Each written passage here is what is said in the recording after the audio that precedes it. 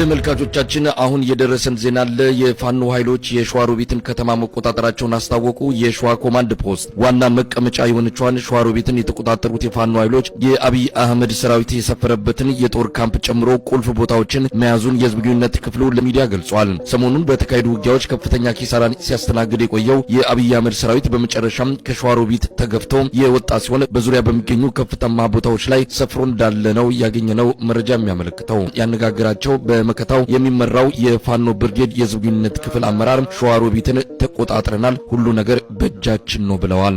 በጣም ነው ማመሰግነው። እንግዲህ በሸዋሮቢት ያለውን ወቅታዊ ሁኔታ በተመለከተ ነው። ሸዋሮቢትን የፋኖ ኃይሎች ተቆጣጥሯል የሚል መረጃ ሰምተን ነው። ማረጋገጫ መስጠት ይቻላል? ሸዋሮቢት በፋኖ እጅ ናት? አዎ እውነት ነው። ሸዋሮቢት በአማራ ፋኖ ሸዋ ጠቅላይ ግዛት በመከታው ማሞ የሚመራ ጦር እጅ ውስጥ ናት። ሰሞኑን ሲደረጉ የነበሩ ኦፕሬሽኖች ነበሩ። በተለይም የአገዛዙን ሰራዊቶች የመበታተንና ባንዳዎችን የማጥራት ስራዎች ሲሰሩ ነበር። በሸዋሮቢት በቅርብ ርቀት ውስጥ ነበር ፋኖ የነበረው። አሁንም ደግሞ ወደ ገጠሩ የማጥቃት እንቅስቃሴዎችን መከላከያው እያደረገ ስለነበረ ዛሬ ሙሉ የመከላከያ የነበረባቸውን ካምፖችና የነበረባቸውን ካምፖች በፋኖ ቁጥጥር ውስጥ ናቸው። በቁጥጥር ስር ሆናለች ሸዋሮቢት ሲባል እንዴት ነው የሚገለጸው? ማለት ካምፖቹን ስለተቆጣጠራችሁ ወይስ ከምን አንጻር ነው ሙሉ በሙሉ በእጃችሁ እንዳለች እየገለጻችሁ ያላችሁት? ሰሞኑንም እንደጠቀስኩልህ መሳይ የሸዋሮቢት መንገዶችን ሙሉ የሸዋ ኮማንድ ነኝ የሚለው የመንግስት ኃይል ዝግ እንዲሆኑ ወስኖ ነበረ። በተለይም ግን መንገዶችን ሁሉ የተቆጣጠረው ፋኖ ነበር። አሁንም የሸዋሮቢት በመንግስት ቁጥጥር ውስጥ ነበረች የሚባል አልነበረም። ሰሞኑንም ግን ቢያንስ ያልተበታተነ ኃይል ስለነበረ